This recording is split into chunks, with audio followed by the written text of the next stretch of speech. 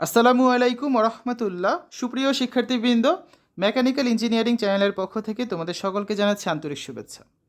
এই ভিডিওটা তৈরি করছি দশম শ্রেণীর শিক্ষার্থীদের জন্য। 2025 সালের দশম শ্রেণীর বাংলাদেশ ও বিশ্ব পরিচয় এই বইটা নিয়ে আজকে আলোচনা করব। তোমরা যারা সায়েন্স নিয়েছো অর্থাৎ বিজ্ঞান বিভাগ নিয়ে পড়াশোনা করবে তাদের জন্য এই ভিডিওটা। কমার্স বা আর্টসের শিক্ষার্থীদের কিন্তু এই বইটা পড়তে হবে না। জাতীয় শিক্ষাক্রম ও পাঠ্যপুস্তক বোর্ড কর্তৃক 2013 শিক্ষাবর্ষ থেকে নবম ও দশম শ্রেণীর পাঠ্যপুস্তক রূপে এই বইটা কিন্তু নির্ধারিত হয়ে আসছে, ঠিক আছে? তো এখানে দেখো 2025 শিক্ষাবর্ষের জন্য এই বইটা কিছুটা পরিমার্জিত করে তোমাদের দেওয়া হয়েছে। তো যেসব স্কুলে এখনও বই এসে পৌঁছায়নি তোমরা কিন্তু চাইলে পিডিএফ ডাউনলোড করে পড়তে পারো। পিডিএফ কীভাবে ডাউনলোড করতে হবে সেই নিয়ে আমাদের চ্যানেলে একটা ভিডিও দেওয়া আছে, আমি কমেন্টে লিঙ্ক দিয়ে দিব, তোমরা সেখান থেকে চাইলে ভিডিওটা দেখে নিয়ে যার যে বিষয়ের পিডিএফ দরকার ডাউনলোড করে নিতে পারবে। তো প্রথমে আমরা সূচিপত্র দেখব।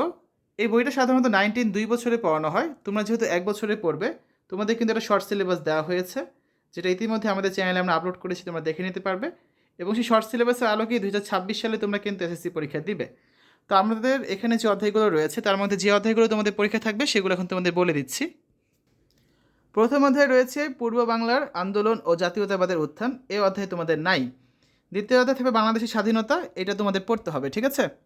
তৃতীয় অধ্যায় সৌরজগৎ ও ভূমণ্ডল, এই অধ্যায়টাও কিন্তু তোমাদের শর্ট সিলেবাসে রয়েছে, তৃতীয় অধ্যায় যেটা, ঠিক আছে? তারপর দেখো চতুর্থ অধ্যায় রয়েছে বাংলাদেশের ভূপ্রকৃতি ও জলবায়ু, এটা তোমাদের নেই। পঞ্চম অধ্যায় বাংলাদেশের নদ নদী ও প্রাকৃতিক সম্পদ, এটাও তোমাদের নেই। ষষ্ঠ অধ্যায় রয়েছে রাষ্ট্র, নাগরিকতা এবং আইন, এই অধ্যায়টা তোমাদের কিন্তু পড়তে হবে। সপ্তম অধ্যায় বাংলাদেশ সরকারের বিভিন্ন অঙ্গ ও প্রশাসন ব্যবস্থা, এটা তোমাদের নেই। অষ্টম অধ্যায় বাংলাদেশের গণতন্ত্র নির্বাচন ব্যবস্থা, এটাও নেই।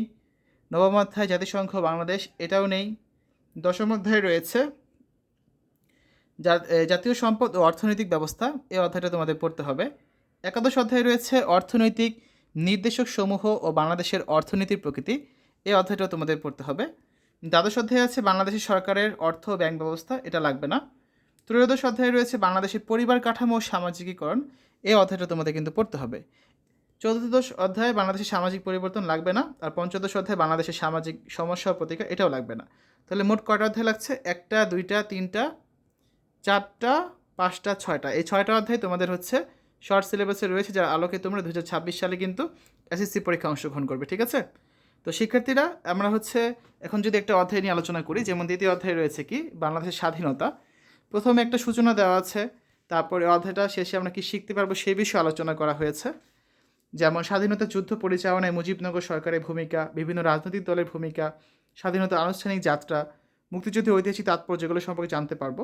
তো বেশ কিছু পাঠের সমন্বয়ে অধ্যায়টি তৈরি করা আছে।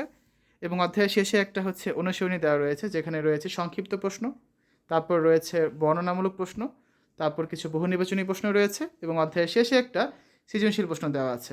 এভাবেই করে প্রত্যেকটা অধ্যায় বেশ কিছু প্রশ্নের সমন্বয়ে অনুশীলনী সাজানো আছে। শিক্ষার্থীরা আজকের এই ভিডিওতে আমরা দশম শ্রেণী 2025 সালের বাংলাদেশ ও বিশ্ব পরিচয় এই বইটা নিয়ে আলোচনা করেছি। আশা করি তোমাদের কাছে ভিডিওটা ভালো লেগেছে। যারা এখনও পিডিএফ ডাউনলোড করতে পাওনি কমেন্টে দেওয়া লিঙ্ক থেকে পিডিএফ ডাউনলোড করে নিতে পারবে। আমাদের চ্যানেলের অন্যান্য ভিডিওগুলো দেখার আমন্ত্রণ জানিয়ে আজ এখানে বিদায় নিচ্ছি। আল্লাহ হাফেজ।